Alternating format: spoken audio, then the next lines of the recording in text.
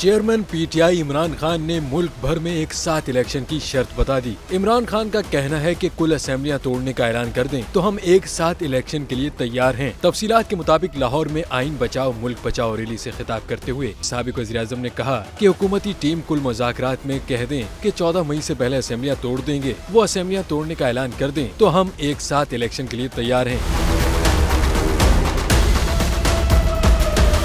इमरान खान ने कहा कि आज हम कानून की हुक्मरानी, मजदूरों से इजहार यकजहती के लिए निकले। खबरदार कर रहा हूं कि अगर आइन रोंदा गया और सुप्रीम कोर्ट का हुक्म न माना गया तो फिर हम सड़कों पर निकलेंगे। चेयरमैन पीटीआई इमरान खान ने कहा कि आइन शिकनी की सूरत में पीटीआई चीफ जस्टिस के साथ खड़े होंगे, किसी सूरत खामोश नहीं बैठेंगे। इमरान खान का मजीद कहना था कि अगर ये आइन तोड़ेंगे, सुप्रीम कोर्ट के अहकामात नहीं मानेंगे तो मुल्क मजीद तबाही की तरफ जाएगा। उन्होंने कहा कि कौन मुल्क में सरमायाकारी करेगा, मुल्क में मजीद हालात खराब होंगे।